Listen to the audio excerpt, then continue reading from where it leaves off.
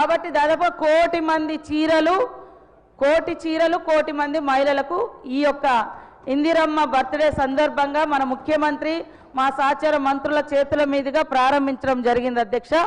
కొద్దిగా ఉత్పత్తి కాడ లేట్ అవ్వడంతో ఆగింది, పట్టణాలలో పల్లెలలో లేదు.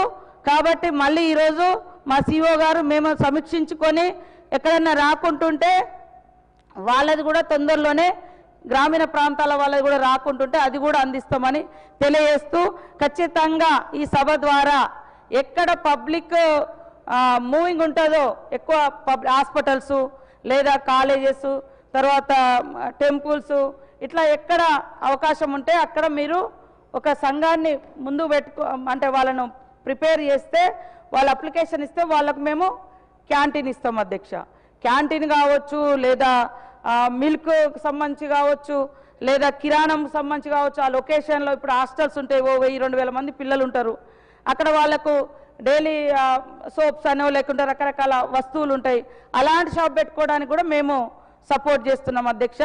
తద్వారా మహిళల్ని ఆర్థికంగా మరి బలోపేతం చేయాలనే లక్ష్యం అధ్యక్ష. కాబట్టి తప్పకుండా అన్ని చోట్ల ఇలాంటి షాపులకు గవర్నమెంట్ ద్వారా సపోర్ట్ ఉంటుందని తెలియజేస్తా ఉన్నాం అధ్యక్ష. శ్రీ పాయల్ శంకర్ గారు.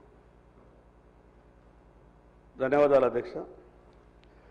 అధ్యక్ష, రాష్ట్రంలో లక్షల సెల్ఫ్ హెల్ప్ గ్రూపులు ఉన్నాయి. గత ప్రభుత్వం కానీ ఈ ప్రభుత్వం కానీ బ్యాంకుల నుండి లోన్లు ఇప్పించేటటువంటి టార్గెట్ మీద మాత్రం సీరియస్గా దృష్టి పెడుతున్నాం. కేవలం లోన్లు ఇప్పించడమే మన బాధ్యత కాదు.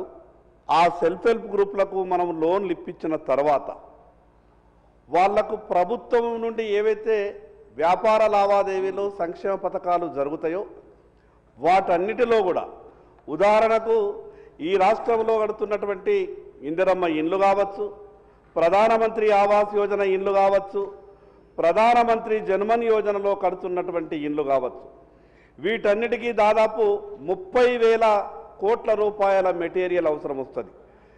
మీ ద్వారా గౌరవ మంత్రి గారికి నేను విజ్ఞప్తి చేస్తా ఉన్నా, ప్రతి గ్రామంలో కడుతున్నటువంటి ఆ యొక్క ఇండ్లకు ఏ మెటీరియల్ అయితే అవసరం వస్తుందో, అది సిమెంట్ కావచ్చు, ఇటుక కావచ్చు, స్టీల్ కావచ్చు, మనం మహిళా సంఘాల ద్వారా మనం సప్లై చేయించగలిగితే వాళ్లకు కనీసం 20-25% మార్జిన్ అంటే 40,000 కోట్లలో దాదాపు రాష్ట్రం మొత్తం మీద కలిపితే 7-8,000 కోట్ల రూపాయలు మహిళా సంఘాలకు లాభం అయ్యేటటువంటి అవకాశం ఉంటుంది.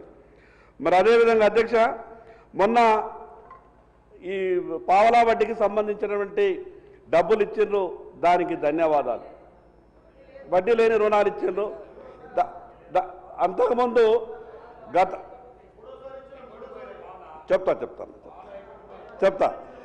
ప్రభుత్వం పెండింగ్ పెట్టినటువంటి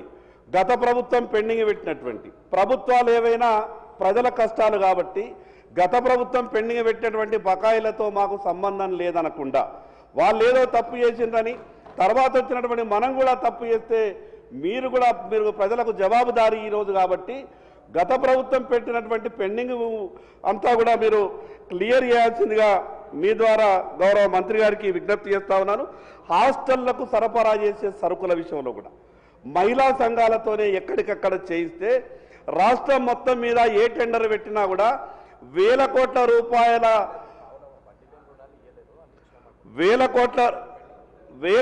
రూపాయల సంబంధించినటువంటి టెండర్లు ఒకే దగ్గర పెట్టడం కారణంగా అటు మున్సిపాలిటీ పరిధిలో కానీ గ్రామాల పరిధిలో కానీ వాళ్ళకి ఏ పని లేకుండా పోతున్నది. కాబట్టి ఎక్కడికక్కడ మహిళా సంఘాలకు పని దొరికే విధంగా చూడవలసిందిగా మీ ద్వారా గౌరవ మంత్రి గారికి విజ్ఞప్తి చేస్తా ఉన్నది అధ్యక్ష. ధన్యవాదాలు.